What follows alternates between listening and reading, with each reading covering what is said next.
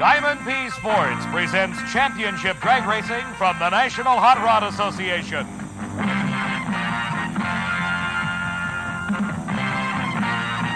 The Summernationals.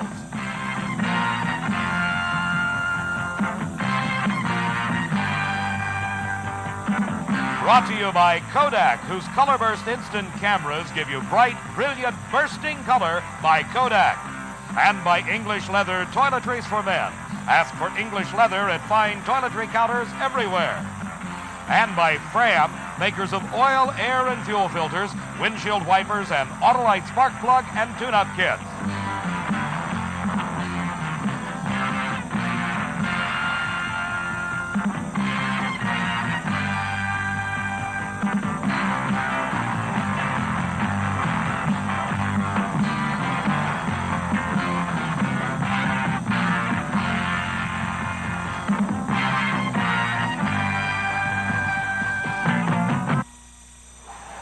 You're at the wheel of a Top Fuel dragster, 2,000 horsepower, and all you can see is blue sky. That's what faced Larry Booker of Glidden, New Jersey. He is the car in the near lane. This is qualifying at the Summer Nationals.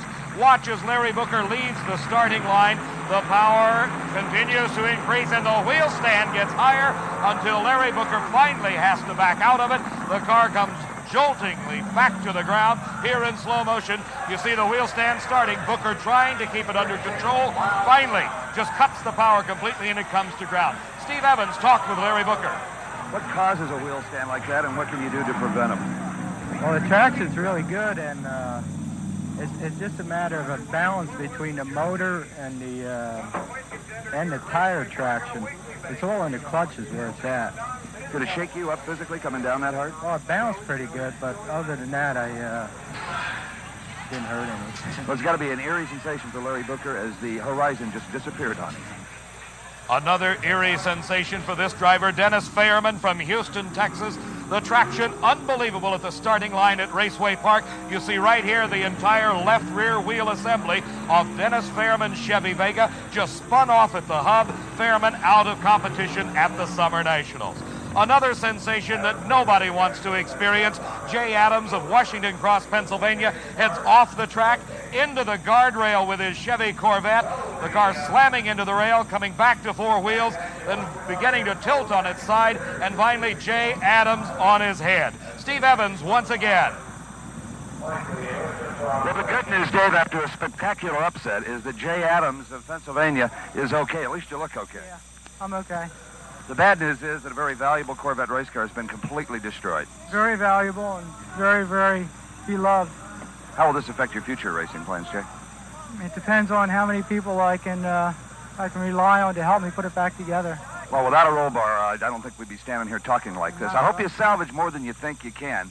Jay Adams is A-OK, but sure disappointed. Hello, everybody. I'm Dave McClelland, and along with Steve Evans, we'll be bringing you all the excitement of this 9th annual Summer Nationals from Raceway Park near Englishtown, New Jersey. We'll be back in just a moment.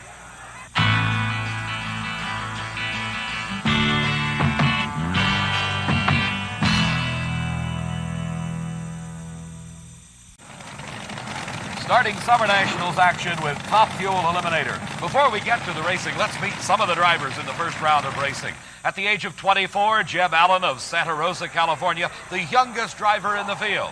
Richard Tharp from Dallas, Texas, driving the long blue machine of the Candies and Hughes team. The defending champion, the reigning world champion, Shirley Muldowney from Mount Clemens, Michigan. From El Toro, California, comes Gary Beck, the #1 qualifier in Top Fuel. The winningest driver ever in Top Fuel Eliminator, Don Garlitz of Seffner, Florida. An up-and-coming racer from Columbus, Ohio, Jake Coughlin. Johnny Abbott out of Denver, Colorado. The man that's won 3 of 4 major championship events in 1978, Kelly Brown from Calabasas, California. And here is the first race of the first round. Graham Light from Edmonton, Alberta, Canada, in the near lane. From Columbus, Ohio, Jake Coughlin.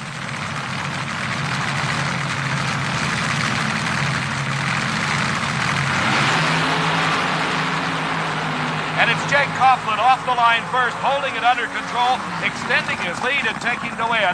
Jake Coughlin 5.97 seconds. His speed 239 miles an hour. The best performance ever by Jake Coughlin. Jake started through the ranks driving Pro Comp type cars, worked his way up to Top Fuel, and right now with a first round win here at the Summer Nationals. Jake unstrapping himself out of his fire suit as the next pair of cars fired and ready to go. Here's the Candice and Hughes car from Houma, Louisiana. Richard Tharp, the driver, a former world champion, former national champion. His competition, Bill Pryor from Barrie, Illinois. Pryor driving Jim Darramore's car. Both drivers having completed their burnouts, approaching the starting line, easing into the staging beam. The electronic starting system will signal when it's time to go. And it's Tharp straight and true down the quarter-mile racing surface. And Richard Tharp wins it, 6.06 seconds, a fine speed of 245 miles an hour at the end of the quarter mile. Paul Longenecker from Arcanum, Ohio, has the dubious distinction of winning the man that's on the hottest winning streak ever in Top Fuel Eliminator. This is Kelly Brown, driving the Brissett and Drake car. Brown, having won 3 out of 4 national championships in 1978, had lots of problems in qualifying, was only able to qualify in the number 16 position. So thus, he is not necessarily as strong at this event as he has been at the previous races in 78, and it's showing right. There goes the motor for Kelly Brown, and Paul Longenecker takes the win, 6.03 seconds. His speed, 226 miles an hour. Let's go back in slow motion and look again. You see Longenecker beginning to pull the lead right from the starting line as Kelly Brown falling further and further behind, the motor finally going away. It is Paul Longenecker taking the win. He'll be ready for round 2. Let's go to Steve Evans. We've had trouble all weekend. I think our team made the right decision by waiving our points for this race, and we're going to be at Canada, the next one on the NHRA circuit, and hopefully we'll be as tough as ever. One of the new teams out of the West Coast. This is Larry Miner's car with veteran Larry Dixon at the wheel. Dixon hailing from North Hollywood, California. Formerly driving his own car that used to be powered by a Chevrolet. Now Dixon at the wheel of Larry Miner's car.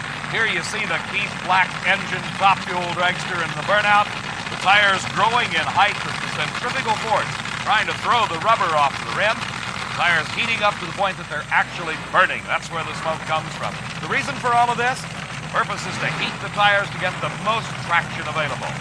Here's Hank Endres. Endres from Pennsville, New Jersey, not far away from the Old Bridge Township site of Raceway Park near Englishtown. Here we see the staging beam and the lights that greet the drivers at the top of the Christmas tree, which is the electronic starting device. The 2 pre-staged lights indicate they're nearing the starting line. The staging team says they're ready to go. The starter throws the switch, and Hank Endres heads for the center line. But he straightens it out and pulls out a big win over Larry Dixon. 6.17 second elapsed time, 227 miles an hour, as Hank Endres, the local boy, makes good. Here you see the car starting to go out of control. Endres drives it back into the center of the lane. Meantime, he keeps his foot flat to the floor on the accelerator pedal, and that gets him to the finish line first over Larry Dixon. The reigning world champion, the defending champion here at the Summer Nationals. This is Shirley Muldowney from Mount Clemens, Michigan. Her competition, Wayne Ernest from Elkhart, Indiana. Ernest, another former Pro Comp racer that has graduated into the professional category of Top Fuel here in 1978.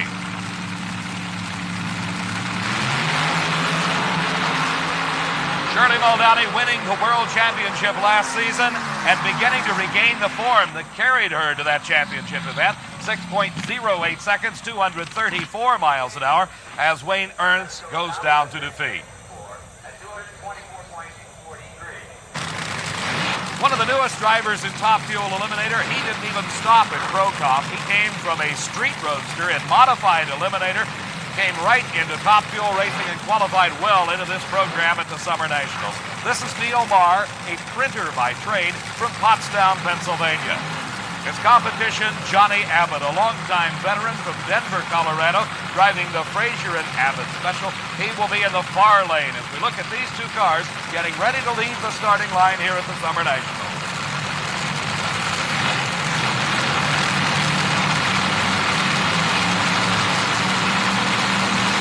Both cars ready.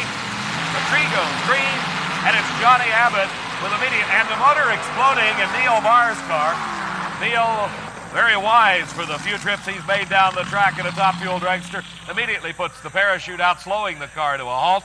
But you saw there the motor exploding. Here in slow motion, let's watch it one more time. As you can see, Neil Marr with problems, the motor expiring, Johnny Abbott not to be headed, going 5.97, a fine elapsed time at 239 miles an hour. Wearing the number 4, indicating he finished 4th in the world last season.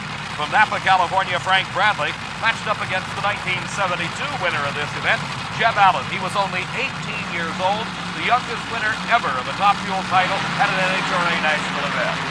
Jeb Allen against Frank Bradley, and Allen a big lead in the middle of the track, and it gets bigger at the finish line. Allen wins at 6:10, 229 miles an hour. The losing time, a fine and respectable 6:19 by Frank Bradley. The race that everybody's been waiting for. Don Garlits against Gary Beck. Beck qualified number 1. Don Garlits made it to the number 9 spot. And these two gentlemen are fighting for the second place. Currently in the World Championship point standing, Kelly Brown has a big lead, but not one that is not insurmountable. As Beck currently number 2, Garlits trying to move up into that position. There's only one man that can win this race. We're just 1,320 feet away from that finish line to decide who it is. Garlits, of course, the winningest driver in the history of top fuel racing. Gary Beck, former national champion, former world champion, again trying to regain some of the form, and it's side by side. They're both off the starting line together, and a close race at the finish. Low elapsed time of the meet, 5.86 seconds for Gary Beck at 245 miles an hour. Don Garlits, 5.91 seconds. His speed, 241. Beck moving just a little bit before Garlits, possibly the middle of the tractor side by side. Beck's motor starting to give him some problems, but he holds on at the finish line to take the win. Gary Beck, the winner. Let's go to Steve. Well, for Gary Beck, it is mission accomplished. Gary, you've been after Big Daddy for a long time, trying to stop him on points. You don't know the elapsed time, do you? Haven't heard. You feel good? It felt great. Low elapsed time of the meet, 5:86. Terrific. I didn't see him anywhere, and I thought I heard him down the lights. I knew it was close. Well, I'm plenty pleased to beat him, I'll tell you that. He beat me last weekend. He's a tough customer, and I'm enjoying this every second.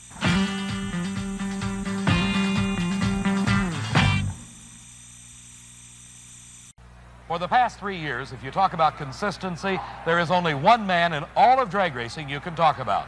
That is Don Prudhomme. 3-time world champion, 3 successive years in funny car racing. Defending champion here at the Summer Nationals, he established both ends of the track record and also qualified number 1 at 6.02 seconds elapsed time. Earlier, Steve Evans talked with the Snake. Don, your talents behind the wheel are well documented. You've won more NHRA titles than any other driver in any class. But we both know there's some fine drivers here. Everybody has access to essentially the same components to build and race their cars. What makes the Snake's venom so consistently potent?